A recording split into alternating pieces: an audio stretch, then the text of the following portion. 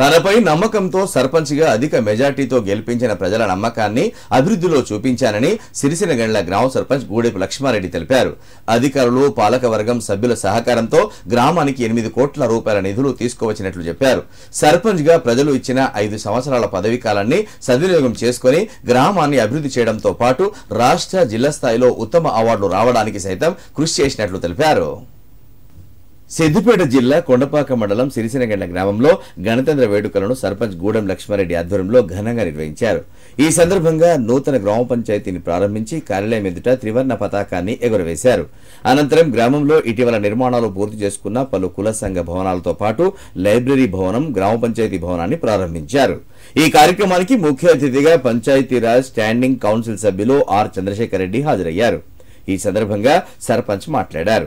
గ్రామాన్ని అన్ని విధాలుగా అభివృద్ధి చేస్తానన్న నమ్మకంతో గ్రామ ప్రజలు ఇచ్చిన ఈ అవకాశాన్ని తాను సద్వినియోగం చేసుకున్నట్లు తెలిపారు. గ్రామాభివృద్ధి కొరకు అధికారుల సహకారంతో 8 కోట్ల రూపాయల నిధులు మంజూరు అయ్యాయని, అందులో పెండింగ్ బిల్లులతో మరో 3.5 కోట్ల రూపాయల పనులు జరగాల్సి ఉందన్నారు. గ్రామ ప్రజల అవసరాలను తెలుసుకుని గ్రామంలో మొట్టమొదటిగా యూజీడీ, రైతుల పొలాల వద్దకు రహదారుల నిర్మాణం, బతుకమ్మ ఘాట్ వంటి పలు అభివృద్ధి పనులను చేపట్టినట్లు వివరించారు. కరోనా విపత్తులో సైతం ప్రజలకు ఎలాంటి ఇబ్బందులు తలెత్తకుండా చర్యలు తీసుకున్నామన్నారు.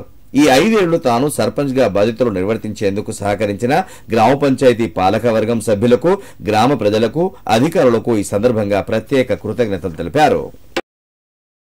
కుకుమపల్లి సర్పంచ్ నరేందర్కి ప్రత్యేకంగా ధన్యవాదాలు. ఉమ్మడి మండలం ఉన్నప్పుడు నాకంటే అభివృద్ధి పథకంలో స్కూళ్లకు అని ప్రత్యేకంగా తెలియజేశాడు. ఇప్పుడు కూడా మన స్కూల్లో ఉన్న విద్యార్థులకు, ఉపాధ్యాయులకు, మహిళా సంఘాలకు, ఏఎన్ఎంలకు కరోనా మూమెంట్లో కూడా కరోనా నుంచి గ్రామ పంచాయతీ ఏ విధంగా కాపాడాలనే ఉద్దేశంగా అప్పుడు కూడా 4 సార్లు వెజిటేబుల్స్ పంచడం జరిగింది. తర్వాత 2 సార్లు ప్రతి ఇంటికి డజన్ గుడ్లు ఇచ్చి ఏ విధంగా కాపాడాలో నేను కావచ్చు, రేపు పొద్దుగాల జనరల్ కావచ్చు, లేకపోతే బీసీ కావచ్చు, ఎస్సీ కావచ్చు, ప్రతి ఒక్కరు కూడా నేను పాలించిన విధంగా ప్రతి ఒక్కరికి అవకాశం వస్తే ఆ విధంగా పాలించాలని మనస్ఫూర్తిగా కోరుకుంటున్నాను.